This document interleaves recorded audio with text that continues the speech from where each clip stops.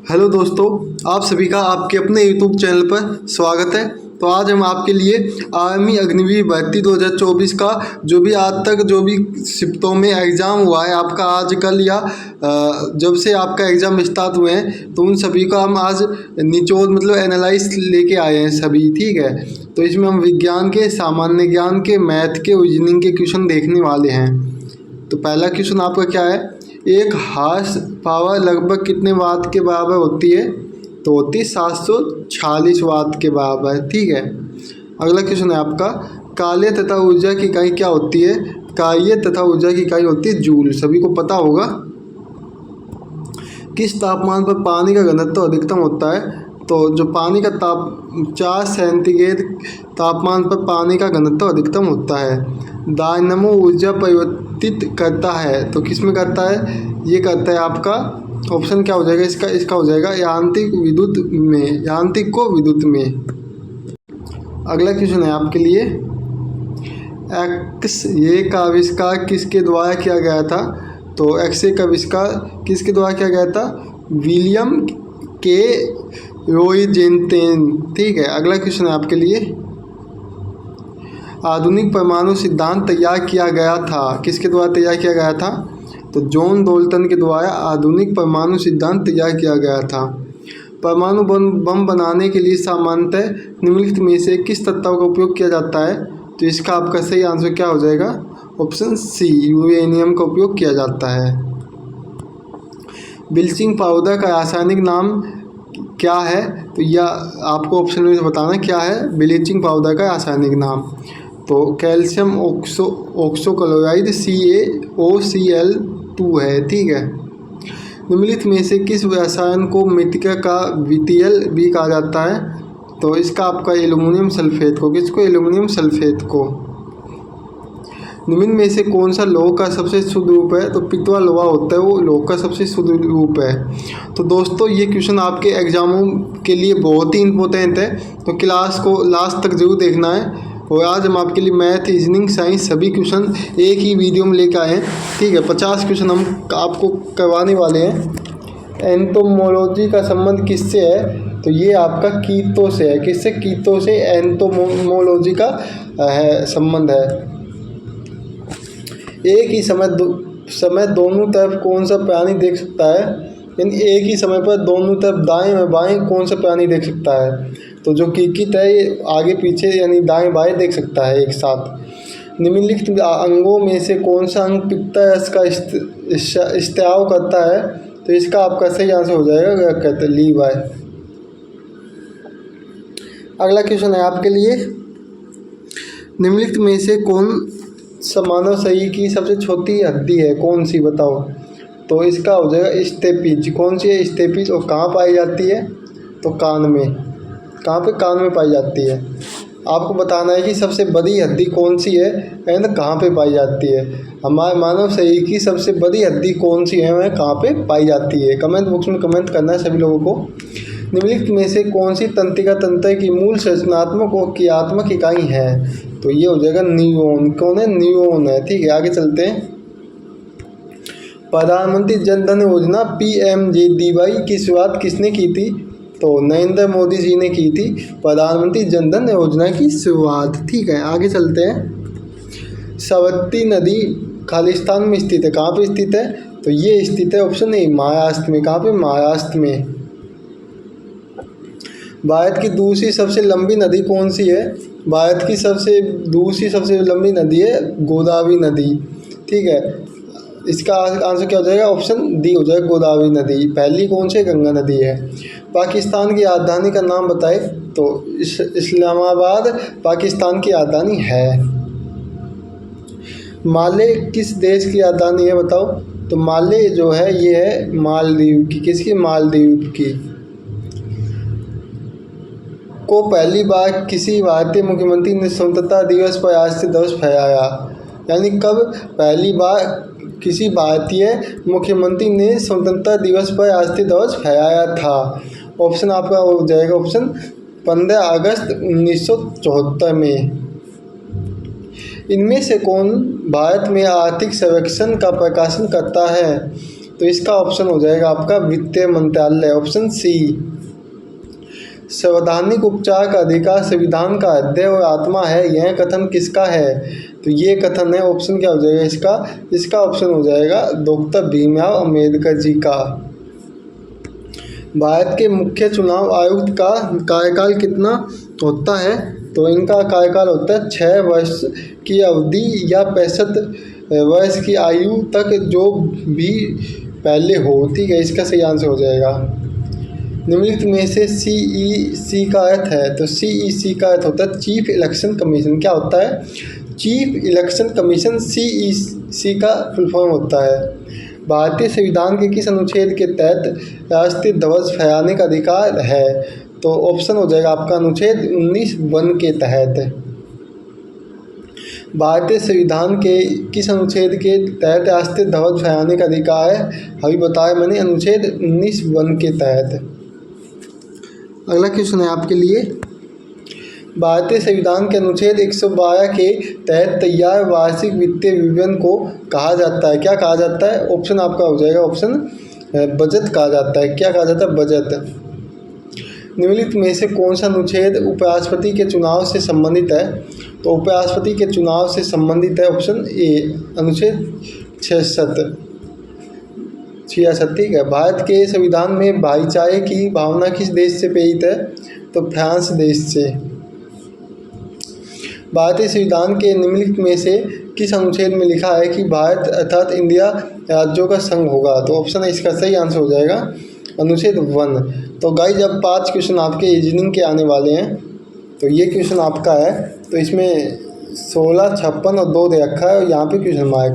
देखो इसको हल करने के लिए हमें क्या करना पड़ेगा? देखो सीधा क्वेश्चन है, आपको पता होगा 16 गुना हम क्या करेंगे? 16 करेंगे तो क्या आंसर आ जाएगा आपका? 16 गुना 16 करेंगे तो आपका क्या आएगा? 256 आएगा। देखो क्या आएगा? 256 आएगा, ठीक है। इसी तरह से 2 गुना 2 करेंगे तो कितना आएगा? 2 गुना 2 करेंगे तो 4 आएगा। और इसी तरह 4 गुना 4 करेंगे तो 4 गुना 4 करेंगे तो क्या आ जाएगा? 16 आ जाएगा। तो यहाँ पे आपका राइट आंसर क्या हो जाएगा? ऑप्शन बी हो जाएगा, 4 सही आंसर हो जाएगा। आगे चलते हैं। 49 छात्रों वाली कक्षा में प्रवेश का क्रम 18वां है, आखिर से उसका क्रम कौन सा होगा? तो कभी भी ऐसा क्वेश्चन पूछा जाए ना तो बहुत ही इजी तरीका है इसको ज्ञात करने का लिए। जैसे कि ये कोई भी मान लो क्या है? कक्षा है, ठीक है। अब यहाँ पे जो यहाँ से आगे से प्रवेश का स्थान कितना है? 18वां है। कितना है? 18वां है। ये मान लो ये प्रवेश है, ठीक है। आगे से बात हो रही है। अब पूछा क्या है कि पीछे से प्रवेश का स्थान क्या होगा? तो इसको ज्ञात करने के लिए आपको क्या करना होगा? जो टोटल कितने स्टूडेंट हैं? 49 है, तो 49 माइनस, ठीक है, कितने नंबर तक आ चुका है? 18 नंबर तक, ठीक है। 18 आगे से उसका है +1 कर देना है, तो आपका आंसर निकल के आ जाएगा। क्या आंसर निकल के आएगा? 49 में 18 गए तो 31 बचे, तो क्या बचे? 31 बचे, +1 है, +1, तो आंसर क्या हो जाएगा आपका? 32वां स्थान। कौन सा हो जाएगा? 32वां स्थान। ऑप्शन डी आपका एकदम सही आंसर हो जाएगा, ठीक है। तो दोस्तों अगर आपको वीडियो अच्छी लगे तो वीडियो को लाइक ज़रूर कर देना है और इसी तरह की वीडियो के लिए हमारे चैनल को सब्सक्राइब कर लेना है।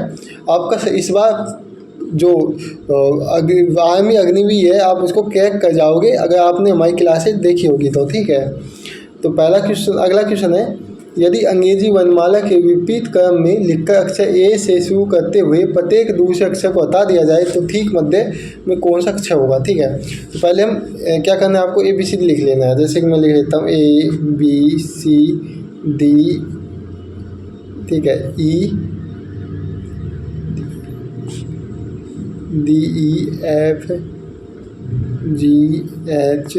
ठीक है, ऐसे लिख लेना है। IJKLMNOPQRSTUVWXYZ, ठीक है।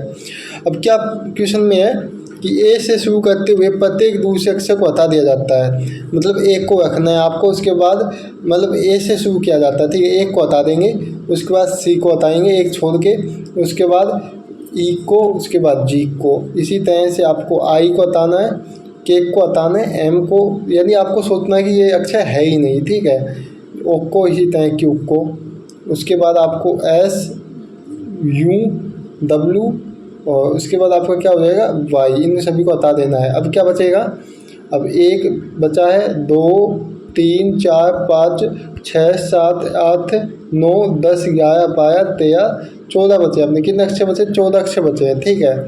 अब आपको इधर से गिनना है, किधर से, इधर से गिन लो, चलो 1 अक्षर 2 3 4 और 5 6 ये 7, 14 का आधा क्या होता है 7 होता है, तो 7वें नंबर पे एन है, तो आपके इसका आंसर क्या हो जाएगा, एन आंसर हो जाएगा, ठीक है। इसका आंसर क्या हो जाएगा, आपका ऑप्शन डी हो जाएगा, एन सही आंसर हो जाएगा। तो ये क्वेश्चन आपको अच्छी तरह से समझ में आ गया होगा। अगर नहीं आया है तो कमेंट बॉक्स में कमेंट करना, हम नेक्स्ट वीडियो में भी ये क्वेश्चन ऐसा लेके आएंगे और आपको क्लियर करवा देंगे। अगला क्वेश्चन है FATHER फादर में कौन सा अक्षर उसी स्थान पर है जिस स्थान पर वह वर्णमाला में है। तो पहले इसी को हल करने के लिए सबसे पहले आपको जैसा है वैसे लिख लेना है, जैसे हम लिखे हैं। अब आपको क्या करना है, ABCD लिख लेनी, ABCDEF, ठीक है, लिख लिए। अब आपको AB नहीं मिला है, BBCB नहीं मिला है, D भी नहीं मिला है, E देखोगे तो आप E मिला है, देखो मैं रंग बदल देता हूँ, हाँ आप E देख सकते हो, क्या देखोगे E देखना है आपको, ठीक है। E जो E है ना, आप इसको देखोगे तो देख सकते हो ये दोनों सेम जगह पे मिले हैं, तो इसका आंसर क्या हो जाएगा, E सही आंसर हो जाएगा, ठीक है। अब आगे चलते हैं। दिए गए वैकल्पिक शब्दों में से उस शब्द को पहचानिए जो दिए गए शब्द के अक्षरों में से नहीं लिखा जा सकता है। जैसे कि क्लासिफिकेशन आपको दिया गया है, जो ये अक्षर दिए हैं इनमें से, जो ये 4 अक्षर दिए इनमें से ऐसा कौन सा अक्षर है जो ये नहीं लिखा जा सकता, जिसकी मदद से इनमें से अक्षर लेके ये नहीं लिखा जा सकता। सीधा क्वेश्चन ये है, देखो फिक्शन है तो NION TION, देखो ये पीछे है, देखो TION ये है, TION ये है, ठीक है, तो ये लिखा जा सकता है। F भी है, I भी है और C भी है, तो ये लिखा जाएगा। उसके बाद एक्शन है तो TION है, A भी है और C भी है, तो ये भी लिखा जाएगा। उसके बाद NATION तो TION है, ठीक है। उसके बाद A भी है, लेकिन N दोबारा नहीं है, क्या नहीं है, N दोबारा नहीं है, तो ये नहीं लिखा जा सकता। इसी तरह ये भी लिखा जाएगा NSON, तो ON है, S भी है, I भी है, A भी है और डबल I है, इसमें क्या है, डबल I है और L भी है, तो ये भी लिखा जाएगा। ऑप्शन आपका C इसका सही आंसर हो जाएगा, क्या हो जाएगा, ऑप्शन C आपका सही आंसर हो जाएगा। आगे चलते हैं। एक कमरे की लंबाई, चौड़ाई और ऊंचाई क्रमशः 5 मीटर, 4 मीटर और 3 मीटर है। चारों दीवारों का क्षेत्रफल ज्ञात करना है, बताओ। बहुत ही ईजी क्वेश्चन है ये भी। इसको ज्ञात करने के लिए आपको एक फॉर्मूला याद होना चाहिए। चारों दीवारों का क्षेत्रफल क्या होता है, इसका फॉर्मूला 2HL + B लंबाई होता है, ये इसका फॉर्मूला होता है। इसको सोल्व करने के लिए 2 × 3 आपकी ऊंचाई दे रखी है, उसके बाद लंबाई 5 दे रखी है, +4 चौड़ाई दे रखी है, तो 6, उसके बाद 5 और 4 9 हो गए, और इसका आपका क्या हो जाएगा, 54 सही हो जाएगा, वर्ग मीटर। ऑप्शन आपका बी सही आंसर हो जाएगा, क्या हो जाएगा, ऑप्शन बी सही आंसर हो जाएगा। मैं उम्मीद करता हूँ कि ये क्वेश्चन आपको समझ में आ गया होगा, ठीक है। तो आपको बस इसमें फॉर्मूला याद करना है, तो आपका क्वेश्चन हल हो जाएगा। फॉर्मूला आपका ये है, मैं पीछे लिख दिया है फॉर्मूला, या आप कॉपी में नोट भी कर सकते हो या लिख भी सकते हो। 4 अंकों की छोटी से छोटी संख्या जिसे 2 3 4 5 6 और 7 से विभाजित करने से प्रत्येक दशा में शेषफल 1 बचता है, तो क्या होगी। तो देखो आपको पता है जिस संख्या में 2 का भाग जाएगा और तो इसमें 2 का भाग पूरा चला जाएगा, तो इसमें 1 नहीं बचेगा, ये इसका रॉन्ग आंसर हो जाएगा, ठीक है। अगला है 1261, इसमें देखो 2 का भाग देंगे तो 1 बचेगा, ठीक है, 3 का भाग देंगे तो भी बचेगा, इसी तरह से 4 5 6 7 का भाग देंगे तो 1 बचेगा शेषफल, तो इसका आपका सही आंसर हो जाएगा 1261, एकदम सही आंसर हो जाएगा। आगे चलते हैं हम लोग। तो दोस्तों अगर आपको इसकी PDF चाहिए तो आप हमारे टेलीग्राम चैनल पर ज्वाइन हो सकते हो, वहाँ पे आपको इसकी PDF मिल जाएगी। अगला है आपका क्वेश्चन, एक धार्मिक आयोजन में स्त्रियों और पुरुषों की संख्या का अनुपात 3:2 है, क्या है, 3:2 था, ठीक है। 20 और पुरुषों के आ जाने से अनुपात उल्ट हो गया, यानी 20 पुरुष और आ जाने से क्या हो गया, अनुपात हो गया, अनुपात क्या हो गया, 3 तो पुरुष हो गए और 2 क्या हो गए, महिलाएं होगी। तो इसको ऐसे बोल सकते हैं 30 पुरुष और 2 मतलब 20 महिलाएं, या आप 70 पुरुष और महिलाएं 80, या ऐसे भी बोल सकते हो। ठीक है, तो अब आगे चलते हम लोग। तो मान लीजिए कि आपका जो आपसे क्वेश्चन में क्या क्या पूछा जा सकता है। क्वेश्चन में स्त्रियों की भी संख्या पूछी जा सकती है या पुरुषों की भी संख्या पूछी जा सकती है। तो हम ये दोनों ही टाइप के क्वेश्चन आपको हल करना सिखाएंगे, आप कैसे हल कर सकते हो। तो इसके लिए सबसे पहले आपको मान लीजिए पुरुषों की आयु 3x है, ठीक है, और महिलाओं की आयु 2x है, ये मान लीजिए। ठीक है, तो आपको क्या करना है, क्वेश्चन में क्या दे रखा है, क्वेश्चन में दे रखा है 3x पुरुषों की संख्या है बताए 2x। ठीक है, तो अगर हम इसमें 20 और जोड़ देंगे, क्या कहेंगे 20 जोड़ देंगे तो क्या आ जाएगा आपका 2:3 आ जाएगा। मतलब 2 तो महिलाएं हो जाएगी और 3 पुरुष हो जाएंगे। अब इसको आपको क्रॉस मल्टीप्लाई करके इसको हल करेंगे तो आपका क्या आएगा आंसर।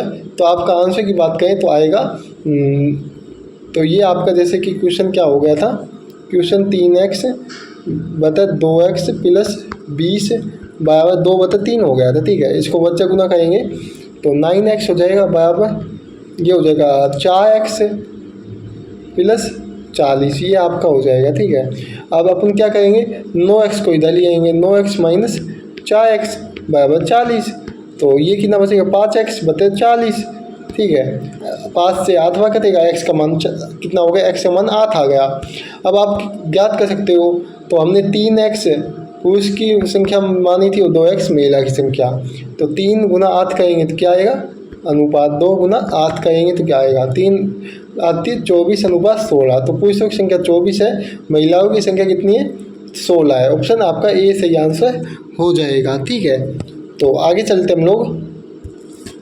यदि प्याज की कीमत 10% कम हो जाए, क्या पूछा है, यदि मान लो प्याज की कीमत 10% कम हो गई है, ठीक है, तो गहनी द्वारा इसका उपभोग कितना % अधिक किया जाए ताकि इस पर मद या पर वह कम न हो। यानी जो इसकी प्याज की वैल्यू घटी है 10% कम हुआ है, ठीक है, तो जो इसका खरीदार है या गहनी है वो इसमें कितना अधिक कर दे कि इसकी जो यानी इसकी जो मद मतलब जितने पहले में रुपए में खरीदती थी अब भी उतने ही रुपए में खरीद सके। तो इसको ज्ञात करने के लिए आपको देखो इसमें 2 कंडीशन दी हुई होती है। अगर यहाँ पे कम दिया होगा तो यहाँ पे अधिक दिया होगा, और अगर यहाँ पे अधिक दिया होगा तो यहाँ पे कम दिया हुआ होता है। ठीक है, तो इसको ज्ञात करने के लिए आपको सीधा सीधा बात याद रखनी है कि 10% कम दे रखा है, 10% अगर कम दे तो 100 गुना कर देंगे परसेंट अतेगा तो 100 आ जाएगा। ठीक है, बताए क्या है 90, तो 90 कैसे आएगा 100% होता है पूरा। ठीक है, 100 में से -10 कर दिया। अगर मान लो कम इस यहाँ पे कम हो तो आपको -10 करना है, तो हमने 10 कर दिया तो 0 से 0 कट गया। तो अब इसको हल करेंगे तो क्या आ जाएगा आपका 9 सही 1/11% ये आ जाएगा। ऑप्शन डी हो जाएगा आपका सही आंसर। ठीक है, अगर आपको यहाँ पे अधिक पूछे तो आपको क्या करना है 10 तो लिखना ही है, गुना 100 भी लिखना है। ठीक है, बताए 100 प्लस कर देना, अगर अधिक होगा तो प्लस कर देना 110।